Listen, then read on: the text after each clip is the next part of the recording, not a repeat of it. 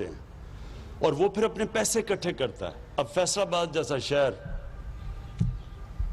پاکستان کا امیر ترین شہر ہے, لیکن اس کو ڈیپینڈ کرنا پڑتا ہے پنجاب سے. جب گورنمنٹ سے پیسے آئیں گے تو تب سڑکیں ٹھیک کریں گی, تب ہاسپٹل بنیں گے, تب یونیورسٹی بنے گی. ایسے ماڈرن سٹیز نہیں چلتی. تو ہمارا جو سسٹم ہے کہ ہر شہر کا اپنا الیکشن ہوگا, میئر کا ڈائریکٹ الیکشن ہوگا, انڈائریکٹ الیکشن نہیں ہوگا کہ پہلے یونین کاؤنسل کا الیکٹ ہو پھر وہ کریں. اس کے اندر پیسہ چل جاتا ہے بدقسمتی سے, وہ پیسے دے کے وہ بن جاتے ہیں. وہ بڑا سسٹم فیل ہو چکا ہے. ڈائریکٹ الیکشن میئر کا ہوگا, پھر میئر اپنی کیبنٹ سلیکٹ کرے گا, اس کے اندر ایکسپرٹس ہوں گے, پانی کے ایکسپرٹس ہوں گے, اس کے اندر ایجوکیشنسٹ ہوں گے. تو وہ شہر ایک پوری طرح ایک سیلف سسٹیننگ شہر بنے گا اور پھر اپنے پیسے اکٹھے کرے گا. تو اس کے لیے یہ بھی ہے کہ اتنے بڑے بڑے شہروں میں اپنا ایک ہائی کورٹ بننا چاہیے تاکہ اپنے مسئلے آپ کے یہیں حل ہو. اچھا جی, میں اب آپ کے سامنے فیصل آباد کے سامنے, کیونکہ آپ پاکستان کا جس طرح مینچسٹر کہتے ہیں, انشاءاللہ ایک دن مینچسٹر کہے گا کہ وہ فیصل آباد ایک شہر تھا جو ہمارے اوپر بیس ہو کے تو ہمارے سے آگے نکل گیا. تو آپ کو تو بس سوچنا چاہیے, سوچ بڑی, انسان کو بڑی سوچ رکھنی چاہیے. دیکھیں, پہلے تو میں آپ کو اپنی پالیسی بتا دوں کہ میں کیا سمجھتا ہوں کہ ملک کے لیے کیا پالیسی ہونی چاہیے, اس ملک کو ہم نے کیسے اٹھانا ہے. اس وقت تو ہم نے یہ سوچنا نا کہ ایک پاکستان جس کے اوپر تاریخی قرضے چڑھے ہوئے ہیں, پاکستان کی تاریخ میں جو ہمیں 2018 کا پاکستان ملا, پاکستان کی تاریخ میں کبھی اتنا زیادہ قرضہ ملک پہ اندرونی اور بیرونی کبھی اتنا قرضہ نہیں چڑھا ہوا تھا, کبھی اتنے بڑے خسارے نہیں تھے. جو بھی حماد نے تقریر میں بتایا کہ جو ہمارا ٹریڈ کرنٹ اکاؤنٹ ڈیفیسٹ تھا وہ 20 ارب ڈالر کا تھا, پاکستان کی تاریخ کا سب سے بڑا ڈیفیسٹ. یعنی کہ کبھی بھی کوئی ملک آگے بڑھ ہی نہیں سکتا, کبھی بھی کوئی ملک کی صحت اچھی ہو ہی نہیں سکتی جبکہ اگر اس کے ملک کے اندر جو ڈالرز اندر آ رہے ہیں وہ کم ہیں اور جو ملک کے باہر ڈالر جا رہے ہیں وہ زیادہ ہے. یعنی یہ جب تک خسارہ ہے, نہ اس ملک کی صحت کبھی ٹھیک ہو سکتی ہے, نہ جو کریڈٹ ایجنسیز ہیں دنیا کی وہ کبھی بھی کہیں گے کہ جی ملک کی ریٹنگ اچھی ہے. وہ ہمیشہ اس ملک کو کہیں گے کہ یہ تھوڑی دیر کے بعد یہ کرائسس میں چلا جائے گا. اور سب سے بڑا کرائسس کیا آتا ہے کہ اس کی کرنسی ڈی ویلیو ہو جاتی ہے. جب جتنا بڑا آپ کا کرنٹ اکاؤنٹ ڈیفیسٹ, اتنا پریشر آپ کی کرنسی پہ پڑتا ہے, اور جب کرنسی گرتی ہے تو کیا ہوتا ہے, مہنگائی آ جاتی ہے. ہمیں بڑا برا بھلا کہا گیا جی مہنگائی کا, لیکن پوچھیں کہ مہنگائی کے پیچھے وجہ کیا تھی. سب سے بڑی وجہ یہ کہ جو ٹریڈ گیپ تھا پاکستان کا, کہ کتنی پاکستان کے اندر امپورٹس آ رہی ہیں اور پاکستان کتنی ایکسپورٹس کر رہا ہے, اس میں اس ملک کی تاریخ کا وہ خسارہ تھا 40 ارب ڈالر کا, جو آج تک کبھی ملک اس کے قریب بھی نہیں گیا. جب 40 ارب ڈالر کا ٹریڈ گیپ ہو تو اس میں ملک کے کرنسی نے تو گرنا ہی ہے. اور کرنسی کو کیسے بچایا ہوا تھا, پہلے ہی ہمارے پاس ریزروز کم تھے, فورن کرنسی ریزروز, وہ ریزروز بھی بلڈ اپ کر رہے ہیں قرضے لے کے ریزروز بلڈ اپ کر رہے ہیں, اور وہ ریزروز کو خرچ کر رہے ہیں روپے کو سٹیبل رکھنے کے لیے. اور وہ جو پیسہ تقریباً میرے خیال میں 15 یا 20 ارب ڈالر انہوں نے 5 سال میں صرف پھینکا روپے کو اوپر رکھنے کے لیے, اس سے کہ آرٹیفیشلی روپے کو اوپر رکھا, ریزروز بھی اپنے ضائع کر دیے, اور سب سے زیادہ نقصان اپنی ایکسپورٹرز کو اور اپنی انڈسٹری کو پہنچایا. کیونکہ امپورٹ سستی ہو گئی ہیں, ایک تو انڈسٹری ادھر مار کھا گئی, اور جب ایکسپورٹس مہنگی ہو گئی تو ایکسپورٹس ہو نہیں رہی تھی تو ہماری ایکسپورٹس بھی گر گئی.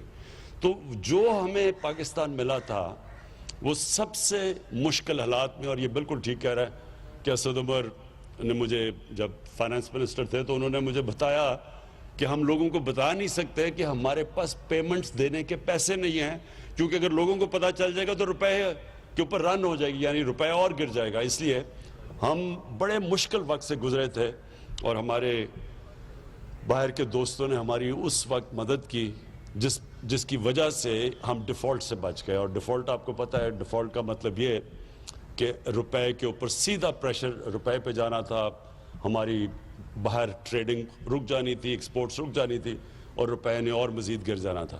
تو اللہ نے ہمیں اس بڑے مشکل وقت سے نکالا, اور آج جو جدھر ہم کھڑے ہیں، میں صرف اس سے پہلے آپ کو اپنی فلسفی بتا دوں.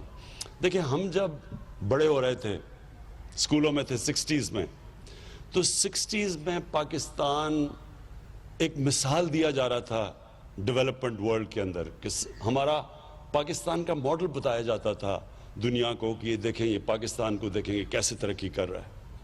ملیشیا، ساؤتھ کوریا، جو ساؤتھ کوریا آج دیکھیں کدھر پہنچ گیا، انہوں نے پاکستان کا جو فرسٹ 5 ایئر ڈیولپمنٹ پلان تھا، انہوں نے اس سے سیکھا تھا.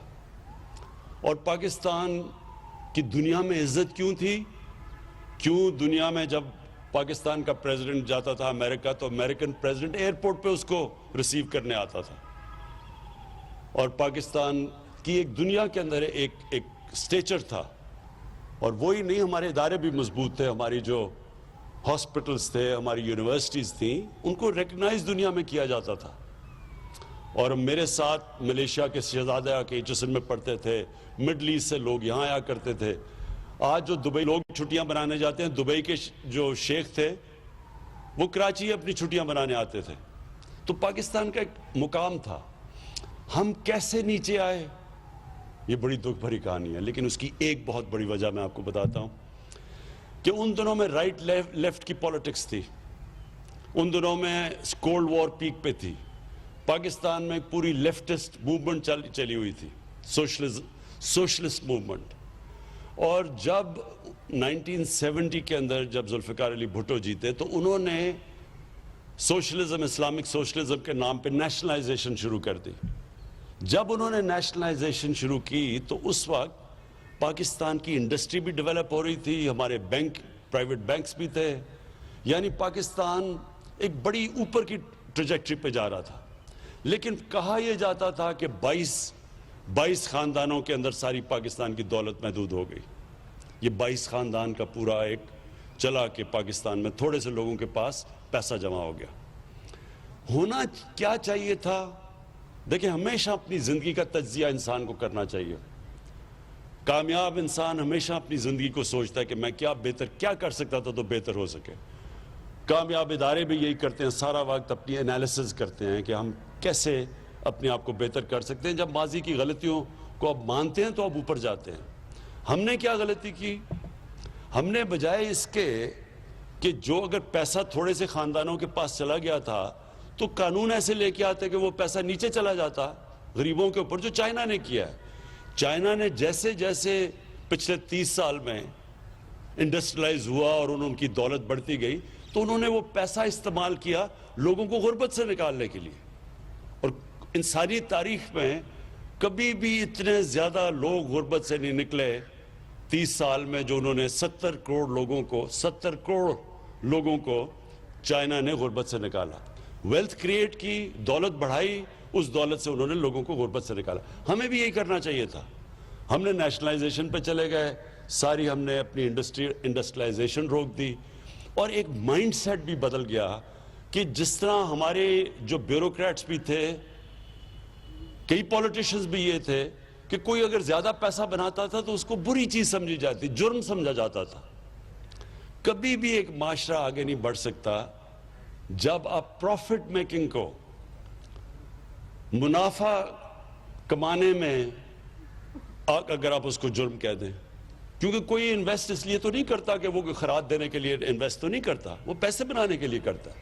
لیکن ہاں، جائز طریقے سے پیسہ بنائے، ٹیکس بھی دے، پروفیٹیرنگ نہ کرے. یہ جو اس کو چینی کا مافیا ہے، انہوں نے یہ جو بھی کمپٹیشن کمیشن کی رپورٹ آئی ہے، تو انہوں نے تو یہ کہا کہ انہوں نے مل کے کارٹلائزیشن کی ہے، منوپلی بنا کے تو چینی کی قیمت اوپر لے کے گئے. اس کے خلاف ہے. آپ جائز طریقے سے نفع کمائیں، گورنمنٹ ہم خوش ہوتے ہیں، کیونکہ جب نفع بنے گا ہی تو مزید اور سرمایہ کاری ہوگی.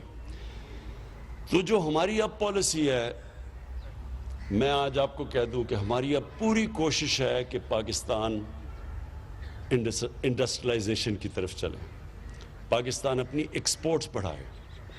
گورنمنٹ کا کام اس کو فیسیلیٹیٹ کرنا ہے، ان کے لیے آسانیاں پیدا کرنا ہے. یہ جو بھی حماد نے کہا ایز آف ڈوئنگ بزنس، اس میں سارا وقت اب ہماری گورنمنٹ کام کر رہی ہے کہ کیسے ہم اپنے بزنس کمیونٹی، اپنے سرمایہ کاروں کے لیے آسانی کریں تاکہ وہ سرمایہ کاری کریں، تاکہ نوکریاں پیدا ہوں، تاکہ ہم روزگار بڑھائیں اور تاکہ ہم غربت کم کریں۔ تو یہ جو سائیکل تب ہوگا جب ہم اپنی انڈسٹریل کلاس کے لیے آسانیاں پیدا کریں گے۔ تو ایک تو وہ بھی ہم کر رہے ہیں، ایف بی آر کے اندر اس وقت مسلسل ایک ریفارم پروسیس چل رہا ہے، آٹومائزیشن کی طرف جا رہے ہیں، ٹیکنالوجی کو استعمال کر رہے ہیں تاکہ یہ جو بیچ میں سے یہ جو ہیومن انٹریکشن کم ہو، تاکہ جو رشوت لی جاتی ہے اور جو ہیراسمنٹ کی جاتی ہے وہ کم ہو۔ تو یہ مسلسل اب ہماری ایک جدوجہد چل رہی ہے۔ جو ہم نے انسینٹیوز دی اپنی ایکسپورٹرز کو، مجھے بڑا اللہ کا شکر کرتا ہوں کہ اس کا نتیجہ آ گیا، ہماری ایکسپورٹس بڑھنی شروع ہو گئی ہیں۔ ہم ایک وقت میں، یعنی یہ جو کرونا کا جو یہ پچھلے 6 مہینے گزرے ہیں، ساری دنیا کے اوپر ایک مشکل ترین وقت سے دنیا گزری ہے۔ اس سے اللہ کا کرم ہے کہ ہم نے جو فیصلے کیے اس مشکل وقت میں، ہم نے اپنے غریب لوگوں کو بھی بچا لیا، یعنی بچا لیا بنسبت باقی ملکوں میں جو ہو رہا ہے، جو ہندوستان میں ہو رہا ہے اس وقت۔ ہندوستان میں غربت بڑی تیزی سے اوپر گئی ہے۔ ہم نے جو فیصلے کیے اس سے ہم نے اپنے غریب لوگوں کو بھی بچا لیا، اور اس کے علاوہ ہم نے اپنی انڈسٹری کو بچا لیا، ایکسپورٹرز کو بچا لیا۔